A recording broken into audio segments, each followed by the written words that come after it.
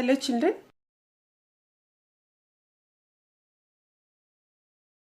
Aquatic animals, children. The animals which live in water. Okay.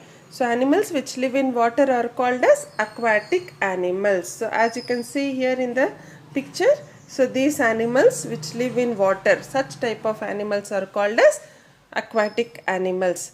Fish, whale, turtle and octopus are a few examples of aquatic animals. Sir, what are aquatic animals? Like what are, for example, like fish, whale, turtle, octopus, all these and some other more type of animals which live in water are a few examples of aquatic animals.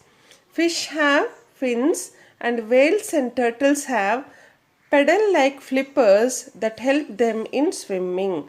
So fish have fins. You know children, fish can swim with the help of its fins. No.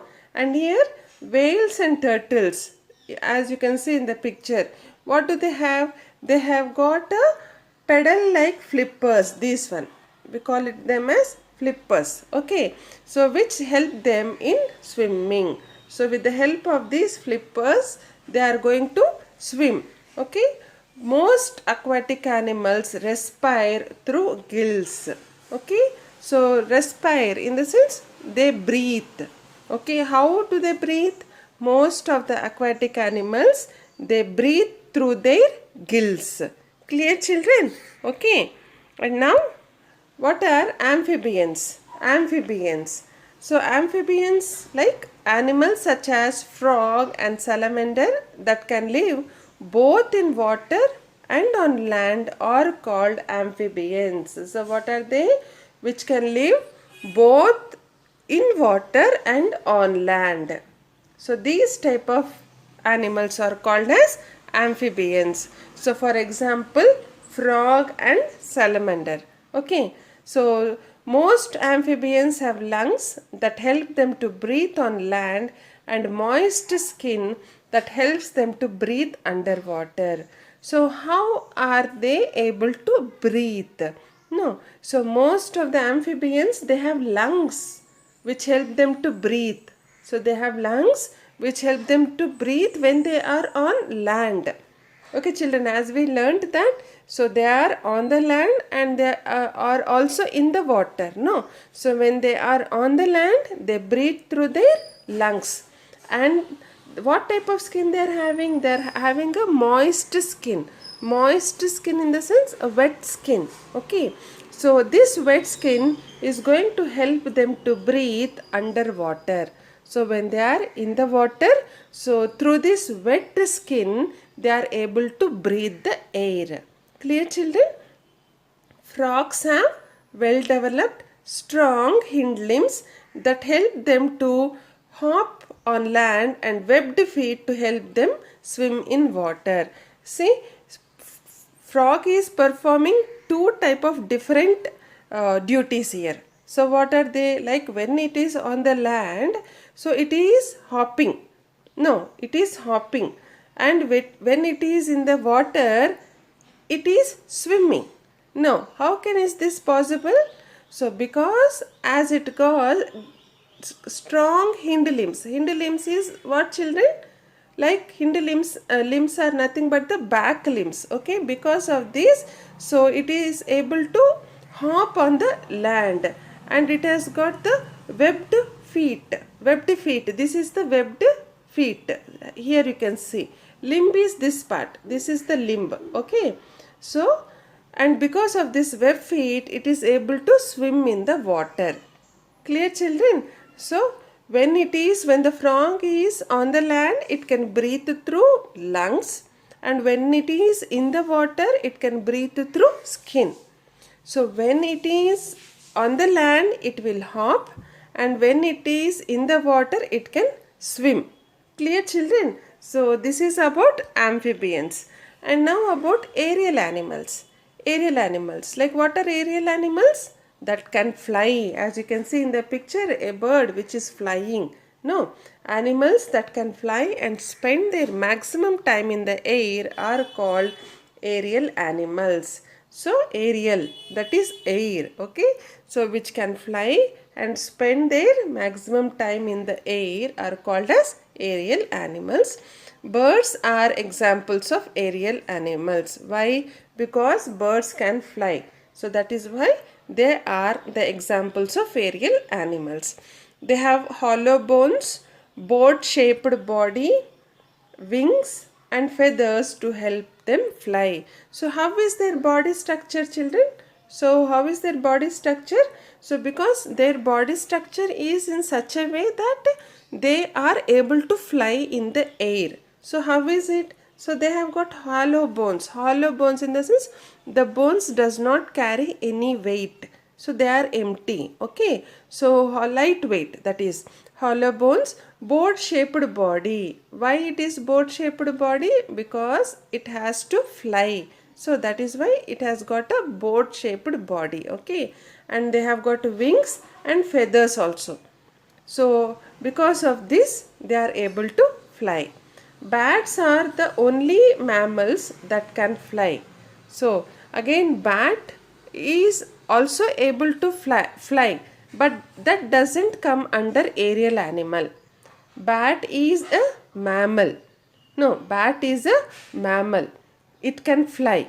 Okay, children, but it doesn't come under aerial animal. Okay. Insects such as butterflies and dragonflies have thin, papery wings that help them to fly. So insects such as butterflies and dragonflies, so they have got very thin and papery wings that help them to fly. So have you observed, children, butterfly wings or flies, dragonflies wings? So they are very delicate and thin. Because of this, they also can fly in the air. Clear, children? So this is about aerial animals. Now we learn about the arboreal animals. What are arboreal animals? Animals that spend a majority of their time on trees are called arboreal animals. So as you can see here in the picture, monkey and koala bear.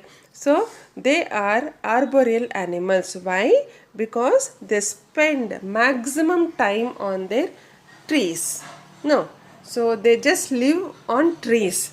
So that is why they called as arboreal animals. Monkeys, squirrels, tree lizards and koala bears are examples of arboreal animals. So as we can see in the picture here, monkey and koala bear, and apart from that you also got squirrels.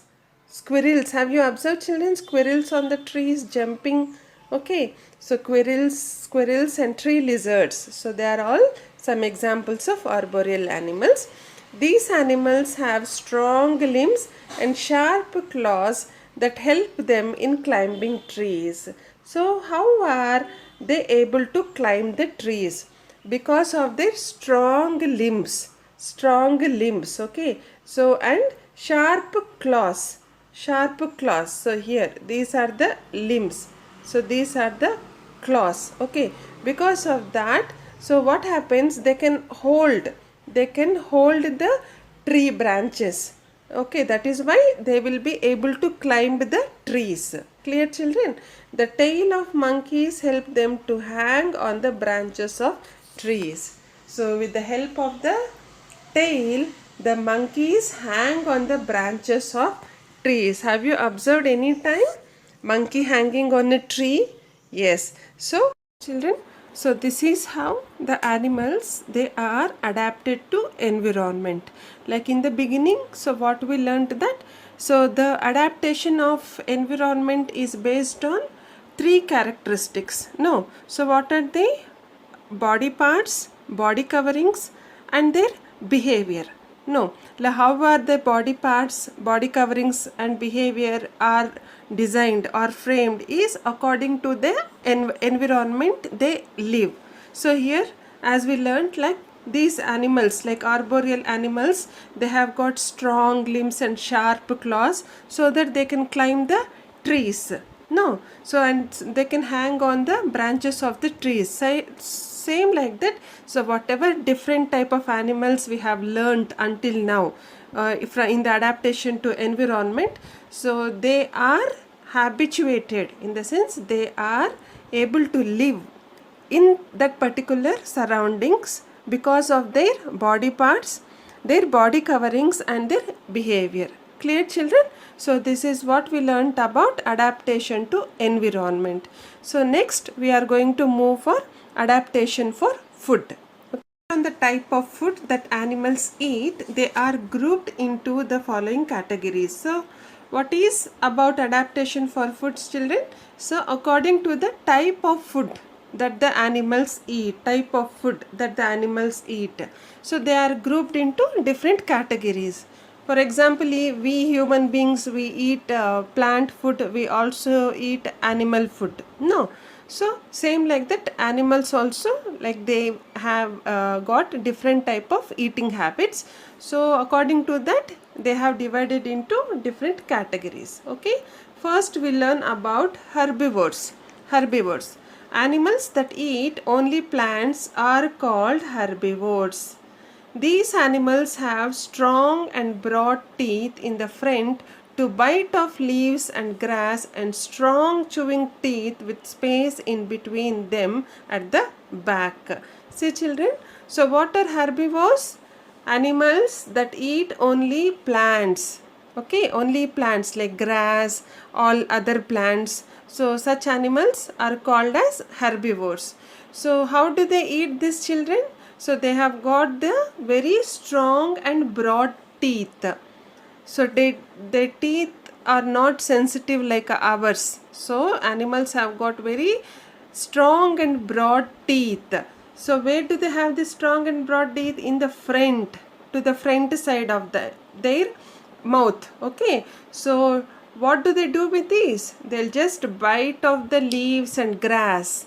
They'll bite the leaves and grass, and they have got strong chewing teeth. Which they use for chewing. No, biting is different and chewing is different. So when we take food, so we'll bite. No, we'll bite in the sense we'll just make it into some pieces. Okay, large pieces suppose. So after that what we do, that large pieces again will break it into very small pieces. That is like chewing. Okay, so same like that here, animals also first they bite the leaves and the grass with the help of their front tooth. Okay, which are very strong and broad, and they'll just chew that food, whether it is leaves, grass, whatever plant food is there, they'll chew it with their strong teeth. Where are they? They are at the back. Okay, and how are the children? So they are having space in between them. So back of the animal trees, that is herbivore type of animals, like for example cow.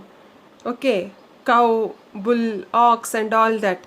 No, what do they have? So their front teeth are very broad, but at the back they have got space in between the teeth. Okay, and why do they have this space? For grinding.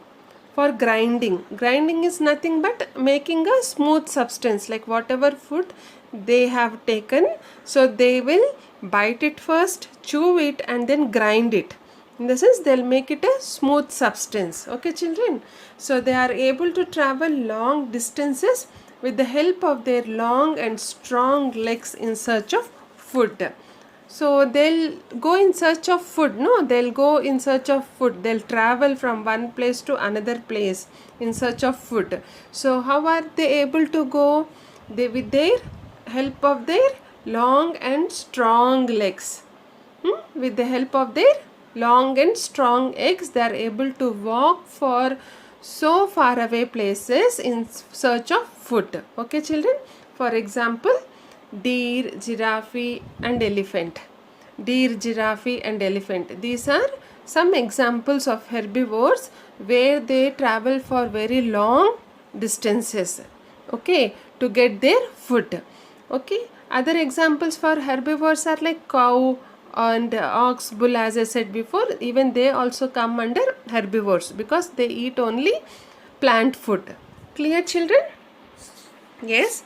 Now here you can see some of the animals here which are herbivores. See here in the picture, so you can see a zebra, you can see grasshopper, here cow.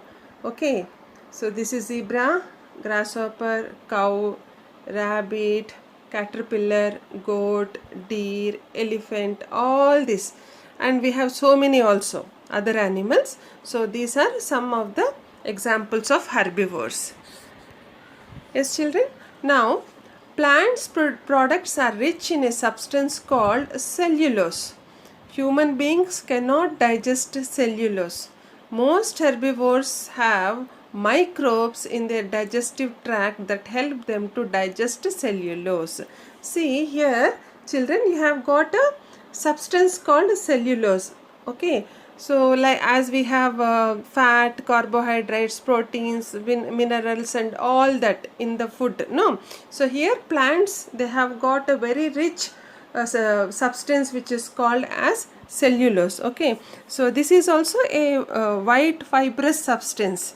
Okay, but here this substance, if we eat, that is we human beings eat, we cannot digest it. But if the animals eat that particular cellulose, they can digest it. They can digest it. How can they digest? With their digestive tract. Why? Because they have got, most herbivores, that is these herbivores type of animals, they have got microbes in their digestive tract. So see children, here this is the digestive system of the cow, for example, here.